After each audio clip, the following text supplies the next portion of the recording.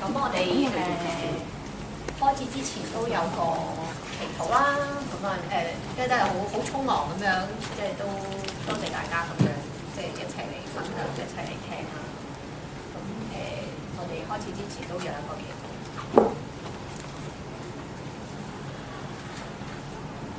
聖靈，求你都運行喺我哋中間，讓我哋明白，即係教會同服侍，即係裏邊聖經裏邊吩咐咗我哋點樣嘅，我哋點樣整合。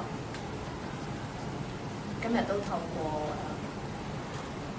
一個傷殘女士嘅分享，同聖靈都運用，激發我哋去思考，即係我哋自己嘅時代，我哋點樣同即係傷殘嘅兄子同埋傷健嘅兄子，即係可以成為同行、同心同行。禱告係奉基督嘅名嚟祈求。咁咧就希望，其實咧有一樣嘢想請大家幫忙嘅咧，就係我咧正在寫緊研究嘅題目咧，其實就係即係傷健點樣可以一家咁樣嘅題目。咁呢個就係我嘅題目，即係我會嚟緊呢幾年就係寫一篇咁嘅文。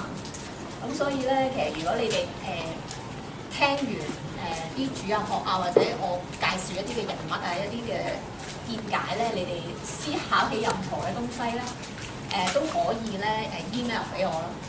其實特別係一啲你曾經嘅經歷，或者係你嘅感受，你覺得贊成好、唔贊成好、懷疑好，或者再有進一步嘅諗法都好。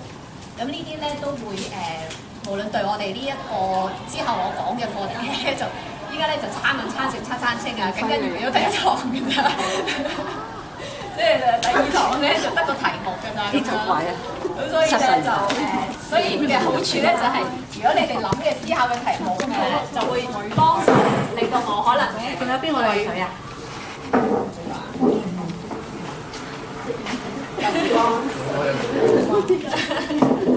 係啊，新嚟可以食餅啊，或者飲啖水。唔好意思啊，因為都大家知道好匆忙啊，今日嘅時間係。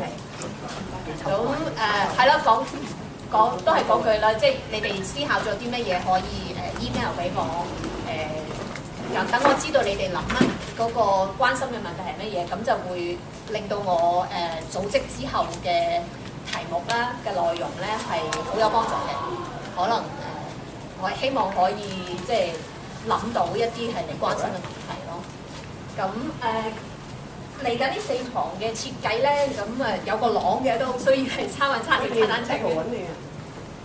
咁咧就第一講咧就係講我哋就話侍奉服侍傷殘人士嘅聖經基礎同實踐啦。咁所以咧就都會係用一啲人嘅睇法，或者係佢一啲嘅經驗作為一個基礎，跟住佢都會講一啲聖經基礎咁樣去配合咯。咁第一堂咧就會講呢本書，亦都係佢本身係傷殘人士嘅。咁佢就呢本書叫做傷殘嘅上帝，殘障嘅上帝，釋放嘅殘障神學。咁通常都會呢本即係一本，佢嘅重要性咧就係開山鼻祖嘅重要性，即係就係差唔多係即係奠定咗傷殘神學係一個研究範圍嘅一個重要性。咁佢未講嘅嘢未必係好有聖經基礎，因為佢本身係一個社會學家嚟嘅。咁接近多啲係個人分享多啲嘅，你講呢個角度咁睇啦。但係佢嘅個人分享得嚟咧，都提醒咗我哋點樣去諗呢個題目，可以點樣去諗呢個題目咁樣咯。咁呢個就第一講啦。咁第二講咧，我就會講無障礙敬拜嘅。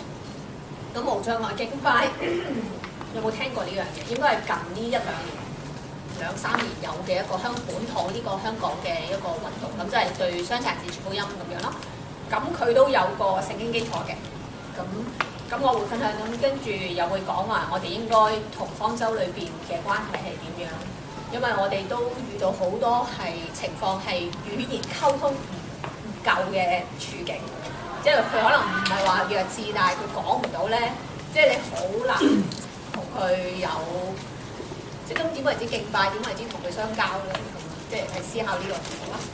咁跟住第3講咧就會講咧就其實佢嗰嗰個作家佢心裏邊諗嗰個實踐咧，就係即係盧雲神父同埋亞當嗰個相處嘅，即係嗰本書嘅。但係佢係再分析佢呢一個相處係點樣。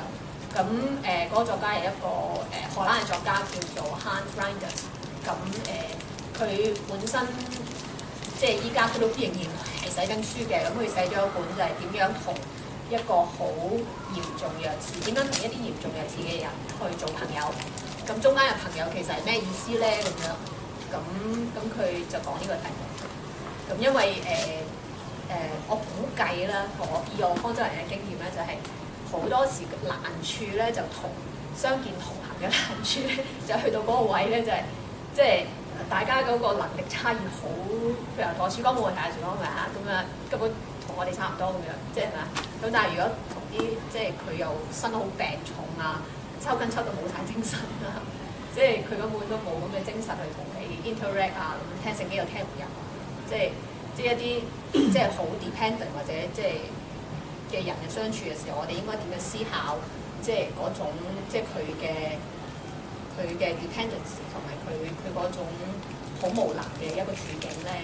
咁呢本書係講到嗰個福氣喺度，即係入邊都仲有個福氣喺度咁啊，爭在我哋點樣睇咯。咁跟住第4講咧就會講復活嘅盼望。咁大概觸碰嗰個題目就係、第日復活嘅身體係有傷殘冇傷殘，有弱智冇弱智啊，即係可能你講呢啲題目。咁同埋到底將來嗰個復活其實係應該點樣影響我哋依家嘅行動，我哋依家嘅實踐啊咁大概係講呢4樣嘢咯。咁講到你就知㗎啦，咁樣咁所以就好歡迎大家俾啲意見啦。即係譬如話你服侍相見咁多年啦，同行咗咁多年啦，咁你心目中會唔會有一啲題目係棘住喺個心度，或者都好想問、好想知嘅咁睇下可以提出嚟，未必答到，但係我哋睇下會唔會曾經有啲人答過咁啊，俾一個參考大家咁樣。咁今日就要講呢個叫做傷殘障嘅上帝釋放嘅殘障神學，咁就1994年出版嘅。咁佢係一個美國嘅女士啦，咁樣。咁其實佢成本書都唔係話好厚嘅，100零頁嘅啫。咁佢最重要嘅一段我已經輯咗出嚟㗎啦。咁多數人咧睇呢本書分析咧都係揀個段出嚟㗎啦。咁你大概睇咗嗰段咧，就知道佢個聖經基礎同神學基礎㗎啦。咁所以咧就但係其實都應該睇晒成本書嘅。